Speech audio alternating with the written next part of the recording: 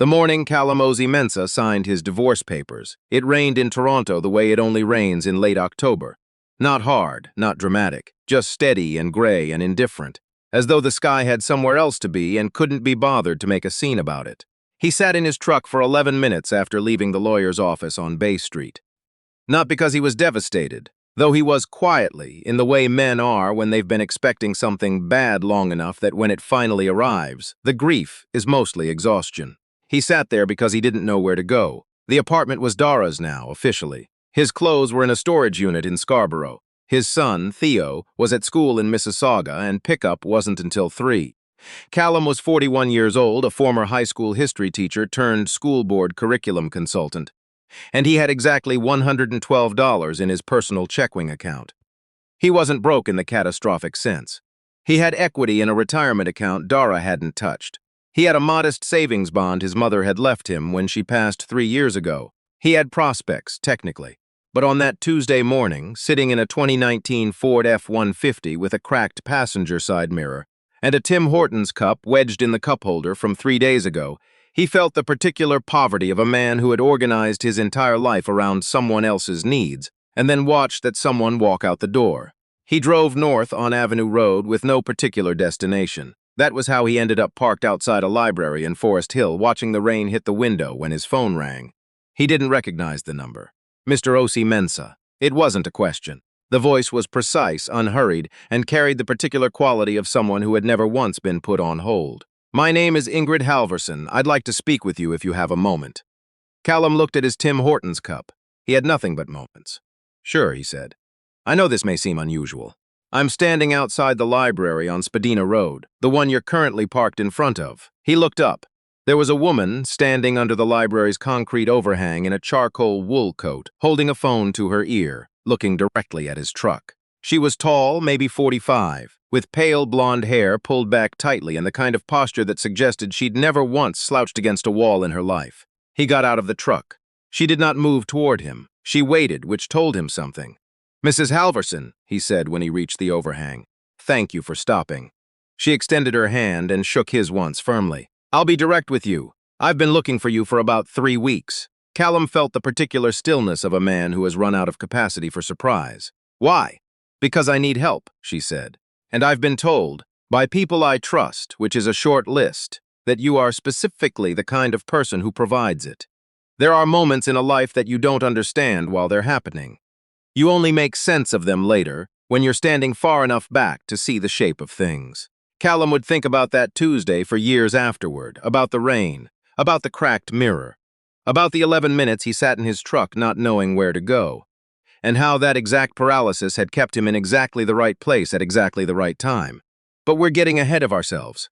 Sigrid Halverson was, by any objective measure, one of the most powerful people in Toronto real estate development. Her firm, Halvorson Meridian Group, had built or revitalized 4 condominium towers in the downtown core, 2 commercial properties in Etobicoke, and a mixed-use waterfront project in Hamilton that had won a National Architecture Award. She was on the board of 3 charities, 2 foundations, and had been profiled in Toronto Life twice and the Globe and Mail once, the last time under a headline that read, "The Woman Who Remakes Cities." She was also, as of 14 months ago, legally separated from her husband of 16 years. A man named Garrett who had, it turned out, been quietly moving assets offshore for the better part of a decade. The separation was public. The details of the offshore accounts were not, yet, though Ingrid's lawyers were working on that. What was also not public, what Ingrid had protected with a ferocity that surprised even people who knew her well, was the reason she had married Garrett in the first place. She told Callum that reason over coffee at a cafe on Bloor Street, 40 minutes after they'd met on the library steps. She told him plainly, without softening the edges, because Ingrid Halvorson had learned a long time ago that softening edges was just a slower way of lying. 22 years ago, when she was 24 and new to Toronto from a family in Thunder Bay that had strong opinions about appearances and very little appetite for complications, Ingrid had given birth to a daughter. The pregnancy had been unplanned. The father had been a man she'd cared about genuinely but briefly, and who had left the city before she'd known she was pregnant. Her family, her mother in particular, a woman named Patricia who believed deeply in the appearance of order, had pressured her to place the child for adoption. Ingrid had been young, alone, frightened, and not yet the woman she would become. She had signed the papers. She had regretted it within the year. "I've been searching for her for 6 years," Ingrid said. She held her coffee cup with both hands but didn't drink from it. Officially and unofficially, the adoption was closed. "I've worked with 2 private investigators and a family law specialist. I'm close. My lawyer believes we're within reach of a formal disclosure request that would compel the agency to release contact information, but only if the petition is filed jointly by 2 parents." Callum set his cup down. "Her father is not findable. I've tried that route. He passed away in 2019. She paused. "The legal mechanism doesn't require biological parentage. It requires a married co-petitioner, a spouse, someone who can stand beside me in family court and say formally that we are building a home for this child to return to if she chooses." Callum looked at her for a long moment. He was a man who taught history for a living, and he recognized when he was being given context for a question that hadn't been asked yet. "And someone told you I was, Leonela Chibi," she said. "He was your department head at David Suzuki Secondary, I believe, before you moved to the board office. He's on one of my foundation committees," he said. And here, for just a moment, the precision in her voice gave way to something smaller, something that cost her more to say. "He said you were the kind of man who showed up, even when it was inconvenient, even when no one was watching." The rain had followed them inside somehow, in the sense that Callum could hear it against the cafe window, and it made the whole conversation feel sealed off from the regular world. "Miss Halverson," he said carefully, "I signed divorce papers this morning. I know. I have a 9-year-old son. I know that too. What exactly are you asking me?" She looked at him steadily. "I'm asking if you would consider a formal marriage. A legal arrangement, documented and honest between us, with a clear timeline and a fair compensation structure. Long enough to file the petition, attend the required hearings, and demonstrate household stability to the court. After that," she stopped. "I'm not asking you to perform a fiction. I'm asking you to help me bring my daughter home." Callum didn't say yes that day. He drove to Theo's school at 3 o'clock, sat in the pickup line with the other parents, and watched his son come out the double doors carrying a backpack that was slightly too big for his body, because Theo had insisted on the large size so he could bring his library books home without them getting bent. Theo was 9, serious-faced in the way of children who have absorbed adult unhappiness and don't quite know what to do with it yet, and he had his mother's eyes and his father's habit of chewing his lower lip when thinking. He climbed into the truck, dropped his backpack on the floor, and buckled himself in. "Dad," he said, "you look weird." "Thanks, bud. Not bad weird, just thinking weird." Theo reached into the front pocket of his backpack and produced a slightly flattened granola bar, which he broke in half and offered one piece to Callum with the particular gravity of a child who believes food solves most problems. Callum took it. They drove to the storage unit and then to the motel in Mississauga where they were staying temporarily, and Callum made pasta from a box on the hot plate while Theo did his reading homework at the small table by the window. They had done this before, not the motel specifically, but the 2 of them contained in a small space making the best of things. Dara had been absent, in the important ways, for longer than she'd been gone physically. Callum and Theo had learned each other's rhythms in that absence. After dinner, Theo said, without looking up from his book, "Were you talking to someone today, before you picked me up?" "Yeah," Callum said, "a woman. She asked me something I'm still thinking about." Theo turned a page. "What did she ask?" Callum considered how to explain it. "She's trying to find someone she loves who got lost a long time ago, and she asked if I'd help." Theo looked up at that. His lower lip disappeared briefly beneath his teeth. "Why'd she ask specifically?" "Someone told her I was good at showing up." Theo considered this with the solemn weight of a small judge. "You are," he said, as though this settled something, and went back to his book. Callum sat with that for a long time after Theo fell asleep. He called Ingrid the next morning. He said yes with conditions. He wanted a lawyer independent of hers to review any agreement. He wanted full transparency about the legal process and timeline. He wanted the arrangement acknowledged by Theo's school and healthcare providers in whatever capacity was legally appropriate, so that his son's life wasn't destabilized any further. And he wanted it clearly understood that whatever happened between them in the context of this arrangement, living arrangements, public appearances, any aspect of the performance of a shared life, his first obligation was to his son. Ingrid said yes to every condition without hesitation. "One more thing," Callum said. "Yes. Why me, really? There must be men in your world, men with more money, more standing, more time." There was a pause. "The kind that isn't empty." "Because I don't need money or standing," she said. The court doesn't care about any of that. What the family court evaluator will look at is character, presence, whether the home feels real. Another pause. I've been around powerful men my entire adult life, Mr. Osi-Mensah. I know what they cost. Lionel told me about you. He told me what you did for one of your students 3 years ago, the one whose parents were deported. And you organized legal support and temporary guardianship and kept that kid in school while everyone else was looking at their calendars.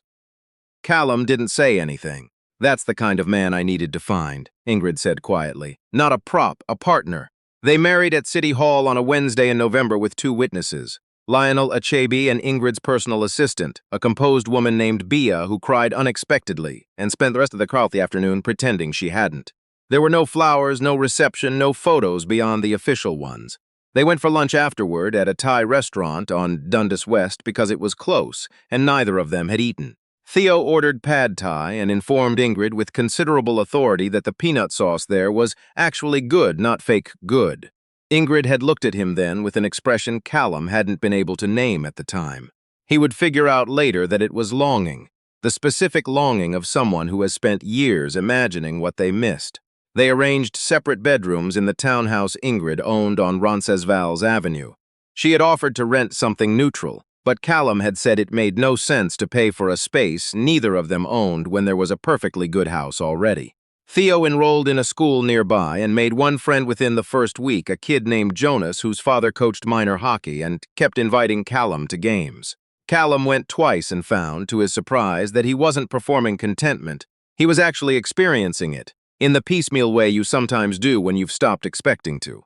Ingrid worked long hours. She was at the office before he was awake most mornings and often still on her phone after Theo was in bed. They existed in careful parallel, polite, practical, giving each other room. She asked thoughtful questions about Theo's school. Callum asked about the Hamilton project when it came up in conversation. They had the habits of people being considerate of a stranger's space, and the stranger part was slowly becoming less true. Then her ex-husband entered the picture. Garrett Halverson had the particular menace of a man who considers himself wronged by the mere existence of someone he'd wronged first. He was 53, handsome in an architectural way, and had not accepted that Ingrid's life was continuing without him.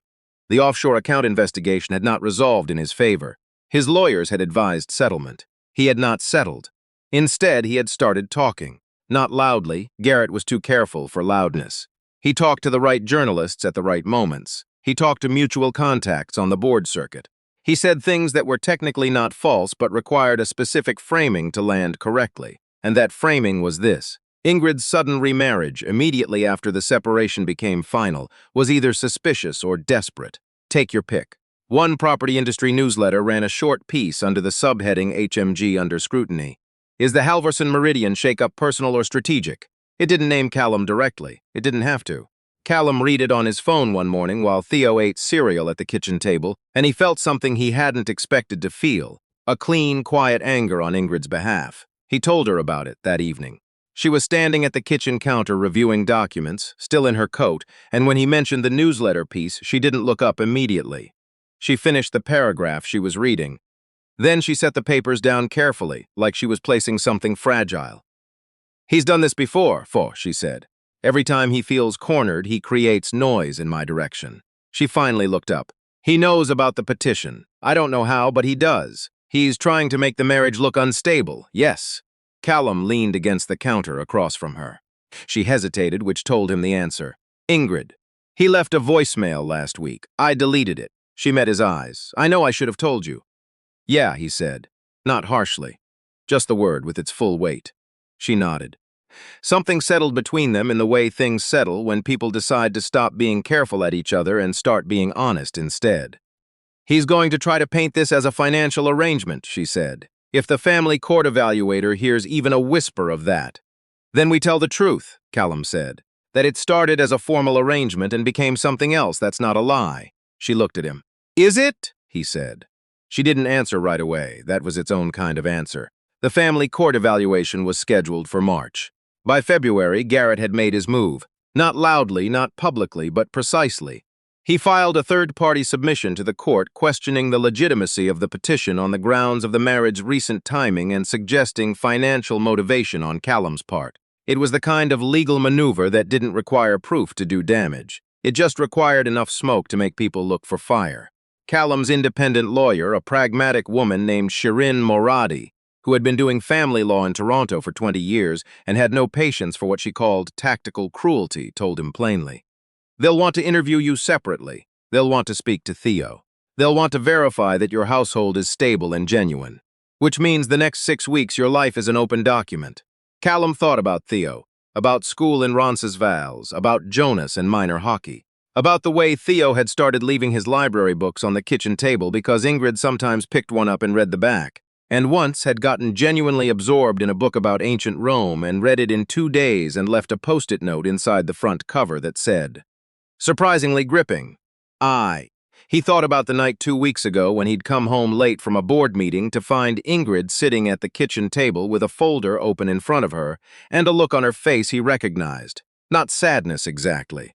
Something more like the effort of carrying something for a long time in a position that has become painful. He'd made tea, he hadn't asked. She'd started talking anyway. She'd told him about the day she'd signed the adoption papers. She'd been sitting in an office in a building on King Street that wasn't there anymore. They'd torn it down and built a condo, which Callum found almost unbearably ironic given Ingrid's profession. She'd been 24 years old. Her mother had been in the chair beside her. She'd held the pen for a full minute before she used it, and in that minute she'd made herself a promise that she'd broken almost immediately by telling herself she'd done the right thing. And it had taken her 15 years to admit that the promise and the breaking of it were both real at the same time. She'll be 22 now, Ingrid said. I don't know if she wants to be found, she might not. I've prepared for that. She closed the folder. I just need her to know that I looked. Callum understood that.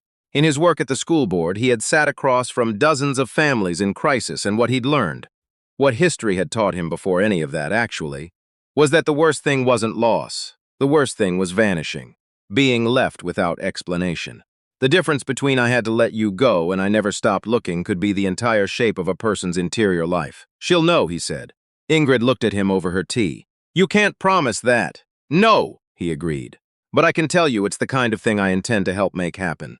The family court evaluator was a measured woman named Dr. Feld, who interviewed them separately, together, and spoke with Theo privately in a child-appropriate session that Theo described afterward as basically just talking about stuff. She asked what I like for breakfast. When the joint session came, she asked Ingrid and Callum how they'd met. Ingrid started to answer and then briefly stopped, not because she didn't know what to say, because she was deciding how much truth to put into the room. Callum spoke first. She was standing outside a library in the rain, he said. She'd already done her research. She knew what she needed, and she'd figured out, with a lot more careful thought than I gave her credit for at first, that I might be the right person to help. He paused. I thought I was doing her a favor. Turns out I was the one who needed what this gave me back. Dr. Feld wrote something down. And that is? A reason to be somewhere, Callum said simply, instead of just moving through. Ingrid was quiet beside him. Her hand was on the arm of the chair, close to his. The disclosure order came through in April. Ingrid's lawyer called her at 7 in the morning on a Thursday. Callum was making Theo's lunch in the kitchen when she walked downstairs, still holding her phone, still in her pajamas, which was unusual enough that Theo looked up from his cereal. She didn't say anything for a moment. Her eyes were bright. They found her, she said. Theo put down his spoon. He had been told carefully and honestly some version of the story, that Ingrid was trying to find a daughter she had lost a long time ago, that it was the kind of thing adults sometimes had to fix from a distance, and that the goal wasn't to disrupt anyone's life, but to open a door. He slid off his stool, walked across the kitchen, and stood in front of Ingrid. Then he hugged her. It was a Theo hug. Short, deliberate, a little stiff in the way of children who are expressing something larger than their body knows how to carry. And then it was over, and he picked up his spoon and went back to his cereal as though the matter was settled. Ingrid stood there for a moment with her hand still pressed to her sternum, her eyes closed. Callum handed her a coffee. Her name was Wren. She was 22 years old and lived in Vancouver, where she was studying landscape architecture at UBC and working part-time at a cafe in Kitsilano that Ingrid found on Google Maps one afternoon and stared at the street view of for a while before closing her laptop. She had grown up in a good family. 2 parents, a younger brother, a house in Burnaby with a garden she'd apparently spent considerable childhood time in, which explained the landscape architecture maybe. The agency had made initial contact on Ingrid's behalf. Wren had not said no. She had said she needed time. Ingrid had said, "Take as much as you need." That answer had taken her a week to compose, and it was 4 words long. The first letter came in May. Not an email, a letter, handwritten on plain white paper in careful print, the handwriting of someone who'd been taught to write properly and retained it. It said that she had always known she was adopted and had sometimes wondered but had been afraid to look because wondering felt safer than knowing. It said she was sorry if that didn't make sense. It said she liked to draw. It said she didn't know what she wanted from this yet, but she thought she wanted to know. Ingrid read it at the kitchen table at 11 at night, long after Callum and Theo were in bed. She read it 3 times. Then she got up, walked to the bottom of the stairs, and said his name quietly. Callum came out onto the landing and looked down. She held up the letter. He came downstairs. The thing about a life that starts as an arrangement is that it doesn't announce the moment it becomes something else. There's no ceremony for that. No paperwork. No Tuesday morning outside a library in the rain. It happens the way rivers change course. Gradually and then completely, and only in retrospect does the change seem inevitable. By June, Callum was no longer thinking about what the arrangement was. He was thinking about dinner and Theo's end-of-year school concert, and the letter from Wren that Ingrid had answered and that Wren had answered back, the correspondence careful and slow and tender in the way of something that has waited a long time and doesn't want to move too quickly and break. By July, he was thinking about the fact that he didn't want to not be here, not in the arrangement sense. In the waking up in the morning, making coffee before anyone else is awake, knowing the sounds of a house by heart sense. He told Ingrid on a Sunday in August. They were on the back deck, the kind of Toronto evening that makes you forgive the city for January. The light going long and gold through the Roncesvalles, Theo audible inside, through the screen door, playing some game that involved occasional dramatic sound effects. "I'm not telling you this because of the arrangement," Callum said. "I'm telling you because the arrangement was a long time ago, and I think you know that." Ingrid was quiet. She had a glass of wine she wasn't drinking, the same way she'd had a cup of coffee 3 months ago that she wasn't drinking when she'd told him about the day she signed the papers. "I'm not easy to be with," she said finally. "I'm not. I don't know how to be easy."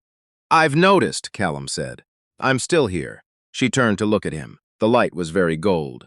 "Callum," she said, and the way she said his name was different from any of the previous times, not precise, not careful, not the name of a partner in a legal arrangement. Just his name, said by someone who meant it. "Yeah," he said. Inside, Theo made a triumphant noise at whatever was happening in his game.